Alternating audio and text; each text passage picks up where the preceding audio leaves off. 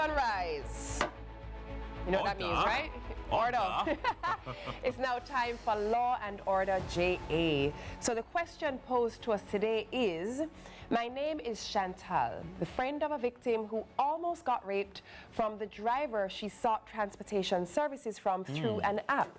Her experience has traumatized me, so I ask, what are the legal aspects of using services of this nature, and how can I protect myself? Well, joining us this morning to give us counsel on the matter is managing attorney at Right Legal, attorneys at law, Anwar Wright. Welcome to Sunrise. Good morning. Good morning. Thank you for having me. This topic is it's a very topical one at the moment, and one that I think really requires fleshing out. I don't think it should just be because of the circumstances at the moment, but really, let's answer her question. What legal protection does she have? What rights does she have? What legislation governs this area of human life?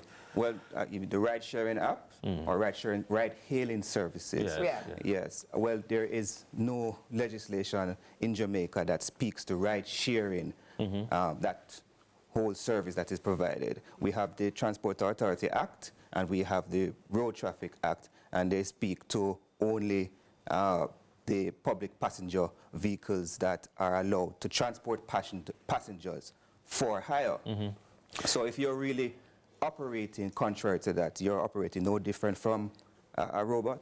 Well, so is the issue not that the legislation would have been formed before the ride-sharing apps became a thing? So obviously with the introduction of a new form of transportation... Then a new regulatory framework needs to be put in place to deal with the nuances that come with the technology. Are we saying we need regulation, or are we saying we need legislation? Two different kinds of guardrails. So are we saying that there's a lacuna in the law that we need to now design legislation to fill, or is it just regulation will do? Regulations, because when you look at it, the ride-sharing apps, the ride-sharing services, they're not, the platform is not an illegal platform, you know, because if I am a licensed PPP, a PPV transporter, I am able to sign up with these ride-sharing companies and provide the services. The difficulty comes in when when the platform allows for those persons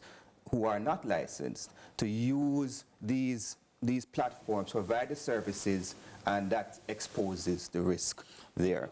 But I mean, therein lies my issue, because in other jurisdictions, I don't know what regulatory or legislative framework they have in place to chart these things in the right direction. In other jurisdictions, somebody can say, I'm going to sign up with, or I'm going to become a, I'm going to do whatever the thing is called in the space, and so after work I'm going to do 2 hours every night to earn a little money on the side. To earn a little money on the side, and it becomes a substantial income for them. So my question is, in Jamaica, and a part of the challenge is that it's almost free-for-all. It's very ad hoc. People, and that's where you have people of questionable character are able to present themselves as something, and then now that opens a window of problem. Yeah, so you see, and one of the important things is that jurisdiction matters. We are in a climate where, we can't be oblivious to the fact that crime is a real, live problem.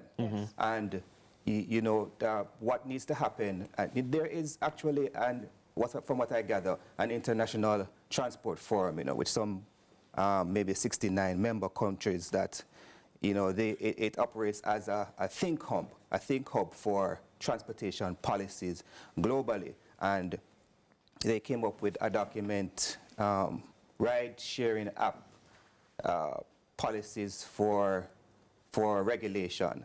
And it provides useful insight as to what other countries are doing, setting up an arrangement where the ride-hailing services have to meet with the government, or have to have an arrangement with the government to deal with issues such as policies for safety and protocol.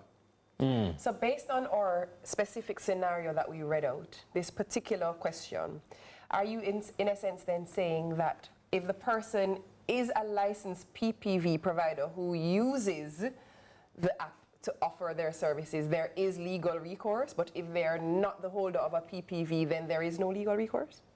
When you say legal recourse, you mean what exactly? Like? So you said that they're under the Transportation Act. It speaks to the person with a PPV license. Yes. So the question that the lady asked was, if something happens to her, if someone tries to sexually assault her, right. Does she actually have some type of protection under the Or you have act? to seek recourse under the sexual offense against correct. the person.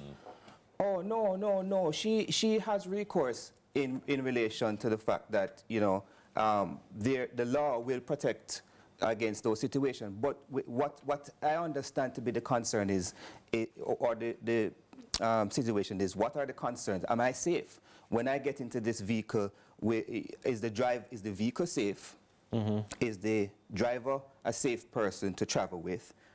They are not a criminal element. And if something happens, will I be covered? Is there sufficient insurance to cover me if I get into an accident? Because you know the insurance, there has to be, there can't be a breach of the contract, etc. Right. Now, being a public passenger vehicle, there are certain things that are evident just by virtue of that. If a public passenger vehicle licensed by the Transport Authority is going to that vehicle, to get to the decal, the sticker, and the red plate, you have to go through certain screenings, the vehicle and the driver. So right off the bat, that vehicle is roadworthy.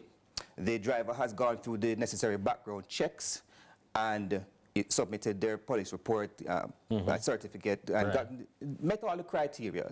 And you know for a fact, or to a large extent, that when this driver comes to pick you up, when you look out your window after you have ordered a car to pick you up from point A to point B, you look out the window, you see a red place vehicle with the transport sticker on the screen and the badge, you know that this is a safe vehicle to take. When you look out the window and you see a white plate, if you go into that vehicle, you take it at your own risk. At your own risk. And we haven't even gone into the avenue of the business transaction, because if I came assuming that this transaction would cost X, and now you're telling me what happens when we have a dispute, and that kind of a thing. Is there a meter? Is there no meter? All of these kinds of things are aspects of regulation that I think that need to be sorted. I mean, if it was, there are more regulated ones that it's very structured.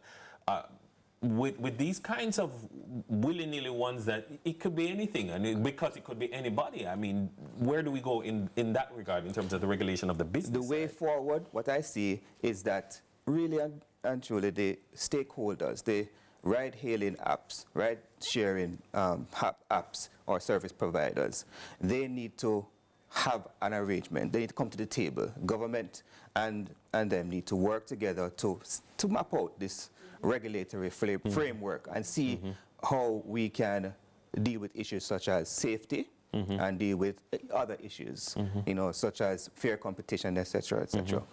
Well, you see, Andy, that's why I say I am in favor of pausing and sorting it out. Because how do you might say, oh, we take a broad brush approach. How do you take a narrow brush approach as a government without being accused of picking winners or showing favoritism or whatever? You have to just pause, fix, and then move forward. And then specific to that question, remember, her ultimate question is, how do I protect myself? And the answer is work with a regulated...